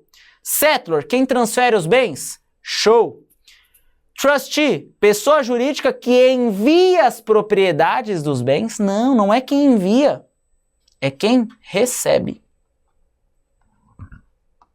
Beleza? Então, o que está correto? 3 e 4, alternativa B de bola. Aqui ele só mudou uma única palavrinha. Se colocasse quem recebe, todas estariam corretas. Beleza? Questãozinha 6, vamos chegando aqui para a nossa questão 7, para a gente já ir finalizando. Tratamos algumas questões bem legais aqui. Bora! Renan é casado com Luísa no regime de comunhão universal de bens. E juntos construíram uma bela família com 2 filhos, Tiago e Daniel. Além disso, também formaram um patrimônio de 3 milhões. Comunhão universal, tudo é bem comum. Daniel possuía 2 filhos. Porém, em acidente aéreo durante uma viagem de trabalho, acabou falecendo. Então, até agora, a gente tem aqui Renan, Luísa, Tiago, Daniel, e Daniel possuía 2 filhos, F1 e F2. Porém, em um acidente, acabou falecendo. Seu pai, Renan, sofreu durante alguns anos e também acabou falecendo. Então, Daniel faleceu, Renan faleceu. Como se dará a sucessão de Renan? Então, temos aqui 3 milhões de reais de patrimônio. Aqui é algo bem tranquilo, não tem nenhuma pegadinha, né? Não tem nenhuma renúncia, não tem nenhuma exclusão, não tem nada. Então, a gente vai seguir normalmente a nossa pizza. Ó, vou desenhar aqui. Metade desse patrimônio, aqui eu tô falando do patrimônio, vamos fazer de outra cor para ficar mais visual. Vou fazer tudo em vermelho. Ó, o patrimônio total aqui são os 3 milhões. Metade desse patrimônio é meação para a Luísa Então, metade desse patrimônio, que é 1 milhão e meio, é para a Luísa de meação, porque o regime de comunhão universal, todo bem comum, metade dele é de direito para o cônjuge sobrevivente. E aí temos o Tiago, que é um dos filhos, e esses dois netinhos aqui, né, do Renan, vão poder representar seu pai Daniel, dado que ele não renunciou. Então ele vai poder lá subir para representar.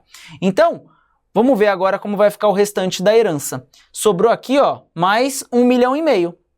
Será que a Luísa vai participar? A gente vai ver que não, ó. Por quê? A primeira linha sucessória, que é descendente mais cônjuge, tem as exceções. Comunhão universal de bens é uma das exceções. Então, quando for regime de comunhão universal, a cônjuge, quando estiver competindo com os filhos, ela não vai ter nada de herança, ela só vai receber a metade que é de direito dela por meação. Então, essa herança vai ser dividida entre os filhos. Como é que vai ficar essa divisão? Vai dividir aqui 1/3, 1/3 e 1/3? Não! Muito cuidado com isso. O Tiago deveria receber metade, 50%, e o Daniel também, outro 50%. Portanto, os 50% de direito do Daniel vão ser divididos aqui entre F1 e F2. Não é que o F1 e F2, os filhos, vão subir e dividir igualmente entre o outro irmão. Não vai ficar 33% para cada um. Não. Antes do Daniel morrer, ele tinha direito a 50%. Então, esse 50% do Daniel será dividido entre os dois filhos. Então, de 1 milhão e meio, 750 mil, que é 50%, vai para o Tiago. Os outros 750 mil vai ficar 375. E eu estou desenhando aqui, mas não está aparecendo. 375 mil para o F1 e 375 mil para o F2. Beleza? Vamos ver as alternativas aqui? Vamos lá. Primeira coisa é ver a meação. 1 milhão e meio para a Luísa? Sim. 1 milhão e meio para a Luísa? Sim. 1 milhão e meio para Tiago? Não. Tiago não vai receber tudo isso. Quem vai receber a maior parte é a Luísa por meação. Luísa levaria 1 milhão? Não. Vai levar pelo menos a metade. Então a gente já elimina aqui, ó, essa e essa. Vamos ver as outras. 500 mil para Tiago, 500 mil. Aqui ele fez, né? 33% para um, 33% para outro e 33% para outro. Ele dividiu aqueles outros 1 milhão e meio de herança entre os três. E não é isso. O Tiago leva 50%. E os outros 50% que era do Daniel, o outro filho, ficou dividido para cada neto. Cada filhinho representou e pegou metadinhas. Beleza? Então, a alternativa correta, alternativa B de bola. A gente tem que ficar ligeiro porque, nossa, imagina, você tá nas últimas questões da prova. Isso aqui é a questão 137. Pô, sua cabeça já tá fritando. É muito fácil da gente se equivocar, beleza? Pessoal, quem não deixou o like aí no vídeo, deixa o like, já se inscreve aí no canal para essa live chegar a mais pessoas, a gente conseguir propagar esse conteúdo. Meu Deus, olha o tamanho do texto que a gente tem aqui. Vamos lá, vamos fazer uma leitura um pouco mais assertiva. Jorge e Luciana se conheceram há 20 anos em uma viagem que ambos estavam fazendo para Cancún. Saíram de lá decididos a se casarem. De fato, se casaram em qual regime? Isso é muito importante. Comunhão parcial de bens. Tiveram 3 filhos, Amanda, Bernardo e César. Gosto muito dessa questão, já levei ela outras vezes porque traz alguns pontos muito importantes. Ó, Jorge, grande empresário, tinha um patrimônio antes de conhecer a Luciana, 10 milhões. Então, bem particular do Jorge, 10 milhões. Luciana nada possuía. A relação dos dois era muito saudável, diferente da com os filhos. Bernardo, que é um dos filhos, ó, Bernardo aqui, teve uma discussão com seu pai e acabou o agredindo fisicamente de forma grave. Tanto que seu pai, através de testamento, o deserdou. Então deserdou o Bernardo. Amanda, que é a outra filha, visando o dinheiro do seu pai, estava tramando uma tentativa de homicídio, excluindo, aqui ó, cadê aqui? Excluindo ela, né, no caso, por indignidade. Já César, que é o outro filho, atordoado com toda essa briga, meu Deus, um tentou matar o pai, o outro deu um murro na cara, brigou, agrediu, briga por dinheiro, decide renunciar à herança. Então, desses 3 filhos aqui, ó, a Amanda foi excluída por indignidade, o Bernardo foi deserdado e o César renunciou. A gente tem 3 pontos importantes aqui. Sabendo que cada um desses, né, Amanda, Bernardo e César, possuíam um filho, aí temos a Amanda tem um filhinho André, o Bruno é filho do Bernardo e a Carol é filha do César, respectivamente. Como se daria a sucessão caso Jorge venha a faltar? Então temos uma família, né, de Jorge e Luciana, com 3 filhos, Amanda, Bernardo e César, e também Jorge e Luciana tem esses netinhos, que é André, Bruno e Carol. Aqui, Amanda foi excluída por indignidade, o Bernardo foi deserdado e o César renunciou. Qual que é o ponto-chave dessa questão? A Amanda que foi excluída, o Bernardo que foi deserdado, os filhinhos dele não tem nada a ver com essa jogada. Foi a mãe aqui do André que foi excluída. O André não foi. O André não tentou matar o pai dele, ele está ainda na jogada. Ele ainda tem direito de receber algo. O Bruno não foi deserdado. Quem foi deserdado foi o pai dele, Bernardo. Então o Bruno vai ter direito a algo. O único problema aqui vai ser a Carol. A Carol perdeu o direito de ter acesso a essa herança por conta do César, que renunciou. E quando o César renuncia, toda a sua linha é extinguida ali do direito de sucessão. Então vamos ver. Todo o direito será herdado por Luciana, sua esposa? Não, né, pessoal? Ali vai ter, no caso, a meação. Ele nem trouxe se tem algum patrimônio. Ele não trouxe se tem patrimônio comum. Então não vai ter meação, porque ele só tem bem particular. Então tudo vai ser para Luciana? Não, a herança, lembra que na primeira linha são os descendentes? Então os descendentes vão receber, não vai ser todo o dinheiro para Luciana.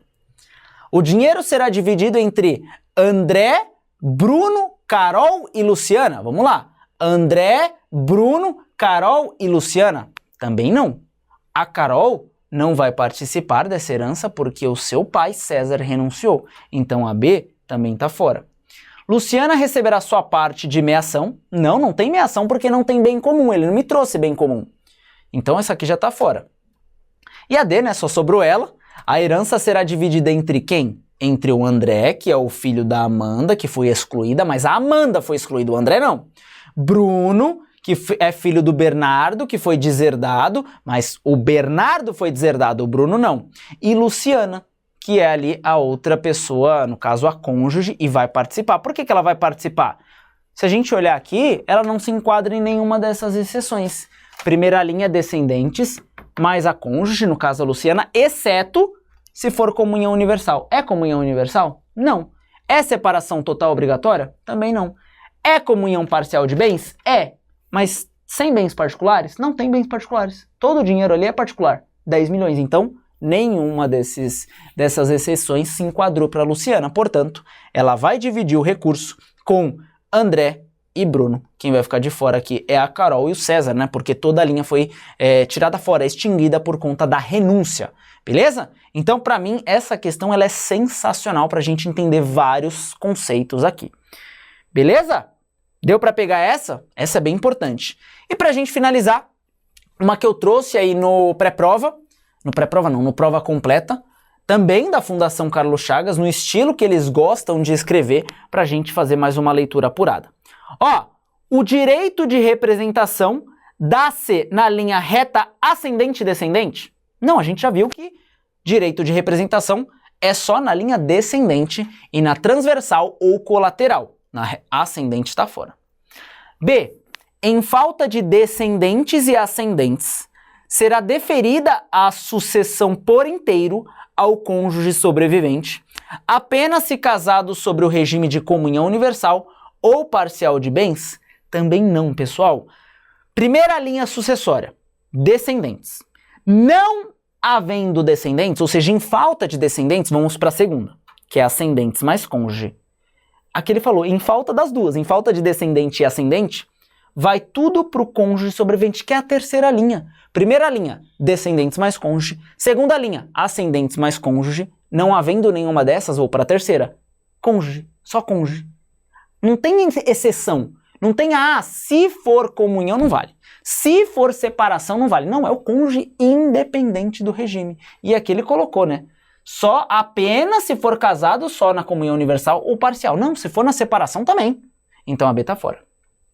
C. Sendo chamados a suceder os colaterais, na falta de irmãos, sucederão os tios e não os havendo os filhos dos irmãos. Não é essa a ordem.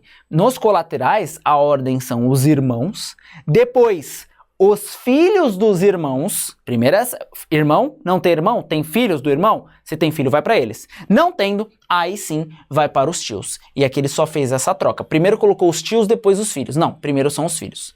Tá fora. Sobrou a D, que é a nossa resposta correta. Deixa eu levantar aqui para vocês visualizarem. Em falta de descendente e ascendente, ou seja, não tem primeira linha, não tem segunda linha, será deferida a sucessão por inteiro ao cônjuge. Cônjuge é a terceira linha.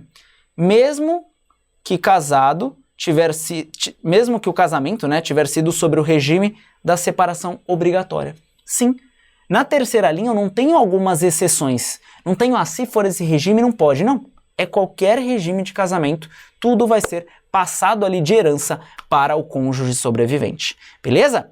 Então, vimos aqui mais um estilo, né, de questão da Fundação Carlos Chagas, já para vocês se acostumarem, se ambientarem com esses nomes mais técnicos, com esses nomes mais chatinhos do Código Civil. Transversal, colateral, suceder, deferir e blá blá blá. A gente tem que conseguir captar essa informação, ter a teoria muito forte para que fique claro ali o que a gente está fazendo. Por quê?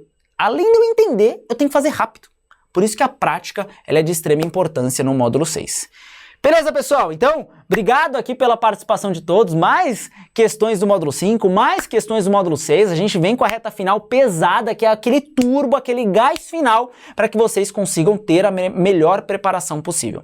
Beleza? Então, amanhã, folga, né? Sexta-feira, para dar aquela respirada. E sábado a gente vem para o nosso pré-prova presencial, como o Brunão falou. Pode mandar mensagem para mim, a gente tenta encaixar vocês. A gente tá com algumas vagas, né? Vai ser algo mais pessoal ali mesmo. Um cofezinho das 8h30 às 9h, pra gente forrar a barriga. E depois mandar bala ali no conteúdo das 9h até as 2h, com muito resumo de todos os conteúdos também. Beleza, pessoal? Então, tamo junto. Ótimo restinho de quinta-feira para vocês. E até sabadão, hein? Valeu e um abraço!